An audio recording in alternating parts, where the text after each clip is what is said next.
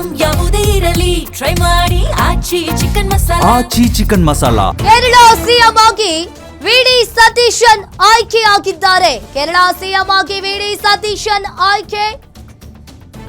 Kerala CM ಆಗಿ VD Satheesan ಆಯ್ಕೆಯಾಗಿದ್ದಾರೆ. ಇನ್ನು ಕೇರಳದಲ್ಲಿಯೂ ಕೂಡ ಯಾರು ಸಿಎಂ ಆಗ್ತಾರೆ ಅನ್ನೋದು ಪ್ರಶ್ನೆ ಇದ್ದಿತ್ತು. ಈಗ ಕೇರಳ ಸಿಎಂ ಆಗಿ ವಿಡಿ ಸತೀಶನ್ ಆಯ್ಕೆಯಾಗಿರುವಂತದ್ದು. ಕೇರಳ ಮುಖ್ಯಮಂತ್ರಿಯಾಗಿ ವಿಡಿ ಸತೀಶನ್ ಆಯ್ಕೆ. ಇನ್ನು ದೆಹಲಿಯಲ್ಲಿ ಎಐಸಿಸಿ ನಾಯಕರಿಂದ ಹೆಸರು ಘೋಷಣೆಯಾಗಿದೆ. ಕೇರಳ ಮುಖ್ಯಮಂತ್ರಿಯಾಗಿ ವಿಡಿ ಸತೀಶನ್ ಆಯ್ಕೆಯಾಗಿದ್ದಾರೆ. 11 ದಿನಗಳ ಸರ್ಕಸ್ ಬಳಿಕ ಈಗ ವಿಡಿ ಸತೀಶನ್ ಮುಖ್ಯಮಂತ್ರಿಯಾಗಿ ಆಯ್ಕೆಯಾಗಿರುವಂತದ್ದು. ಇನ್ನು ಕೇರಳ ಮುಖ್ಯಮಂತ್ರಿಯಾಗಿ ವಿಡಿ ಸತೀಶನ್ ದೆಹಲಿಯಲ್ಲಿ ಎಐಸಿಸಿ ನಾಯಕರಿಂದ ಹೆಸರು ಘೋಷಣೆ ಆಗಿದೆ. 11 ದಿನಗಳ ಕೇರಳ ಸಿಎಂ ಹೈಡ್ರಾಮಕ್ಕೆ ಕೊನೆಗೂ ಕೂಡ ತೆರೆ ಬಿದ್ದಿದೆ. ಇನ್ನು ಒಂದ್ ಕಡೆ ಸಿಎಂ ರೇಸ್ನಲ್ಲಿದ್ದ ಕೆಸಿ ವೇಣುಗೋಪಾಲ್ಗೆ ಹಿನ್ನಡೆಯಾಗಿದೆ. ಅಜಯ್ ಮಾಕೆನ್, ಮುಕುಲ್ ವಾಸ್ನಿಕರಿಂದ ಘೋಷಣೆ. ದೆಹಲಿಯಲ್ಲಿ ಎಐಸಿಸಿ ನಾಯಕರಿಂದ ಹೆಸರು ಘೋಷಣೆ ಆಗಿರುವಂತದ್ದು. ಒಂದ್ ಕಡೆ ವೇಣುಗೋಪಾಲ್ ಅವರೇ ಸಿಎಂ ಆಗ್ತಾರೆ ಅನ್ನೋದು ಕೂಡ ಕೇಳಿ ಬಂದಿತ್ತು. ಆದ್ರೆ ಅವರಿಗೆ ಈಗ ಹಿನ್ನಡೆ ಉಂಟಾಗಿದೆ. ಕೇರಳ ಮುಖ್ಯಮಂತ್ರಿಯಾಗಿ ವಿಡಿ ಸತೀಶನ್ ಆಯ್ಕೆಯಾಗಿದ್ದಾರೆ. ಅಜಯ್ ಮಾಕೆನ್, ಮುಕುಲ್ ವಾಸ್ನಿಕರಿಂದ ಘೋಷಣೆ ಮಾಡಿದ್ದಾರೆ. ಇನ್ನು ಒಂದ್ ಕಡೆಯಲ್ಲಿಯೂ ಕೂಡ 11 ದಿನಗಳ ಬಳಿಕ ಸಿಎಂ ಹೈಡ್ರಾಮಕ್ಕೆ ಕೊನೆಗೂ ಕೂಡ ತೆರೆ ಬಿದ್ದಿರುವಂತದ್ದು.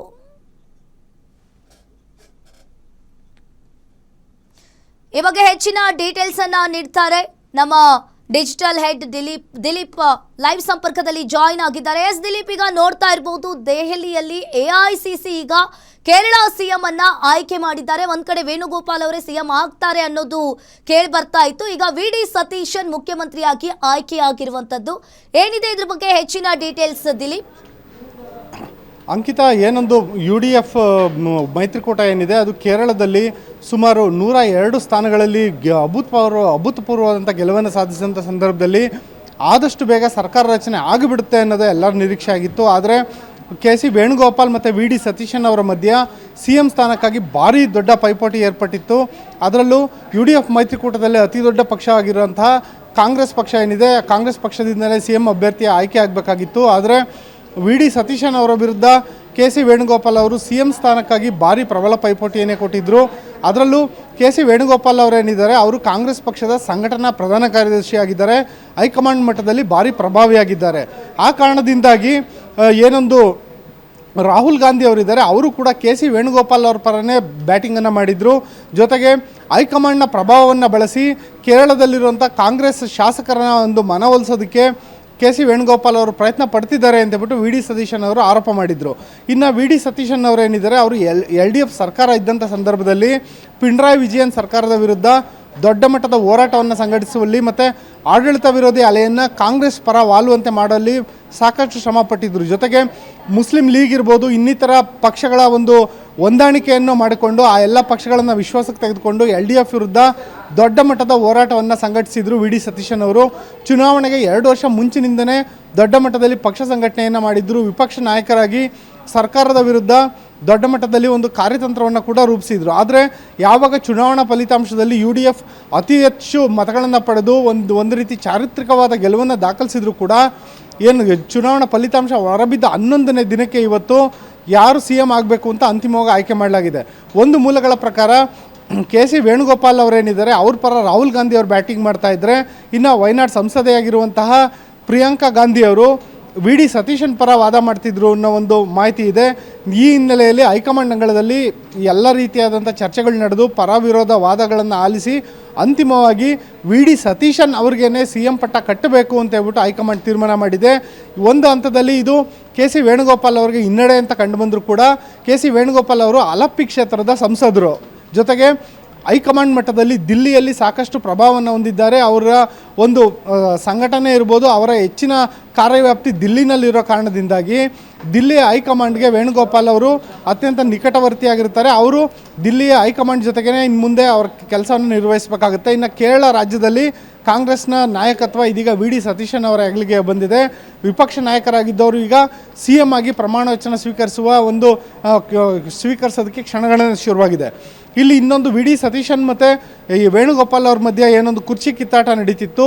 ಈ ಸಂದರ್ಭದಲ್ಲಿ ಮುಸ್ಲಿಂ ಲೀಗ್ ಕೂಡ ವಿ ಡಿ ಸತೀಶನ್ ಅವರ ಪರವಾಗಿ ನಿಂತಿತ್ತು. ಯು ಡಿ ಎಫ್ ಮೈತ್ರಿಕೂಟದಲ್ಲಿ 20 ಸ್ಥಾನಗಳನ್ನು ಗಳಿಸಿರುವಂತಹ ಯು ಡಿ ಎಫ್ ಏನಿದೆ, ಮುಸ್ಲಿಂ ಲೀಗ್ ಏನಿದೆ, ಅದು ವಿ ಡಿ ಸತೀಶನ್ ಅವರೇ ಸಿ ಎಂ ಆಗಬೇಕು ಅಂತೇಳ್ಬಿಟ್ಟು ಆ ಪಕ್ಷ ಕೂಡ ಬಯಸಿತ್ತು. ಇದೀಗ ಎಲ್ಲ ಮೈತ್ರಿ ಪಕ್ಷಗಳ ಒಂದು ಮನವಿ ಮತ್ತು ವಿ ಡಿ ಸತೀಶನ್ ಅವರ ಒಂದು ಸಾಮರ್ಥ್ಯವನ್ನು ನಂಬಿ ಇವಾಗ ಹೈಕಮಾಂಡ್ ಅವ್ರಿಗೇನೇ ಸಿ ಎಂ ಪಟ್ಟವನ್ನು ಕೊಟ್ಟಿದೆ. ಅಂಕಿತಾ.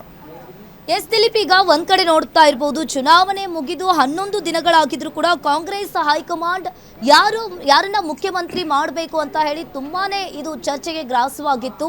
ಈಗ ಫೈನಲಿ ವಿ ಡಿ ಸತೀಶನ್ ಇದಕ್ಕೆ ಆಯ್ಕೆ ಆಗಿದ್ದಾರೆ.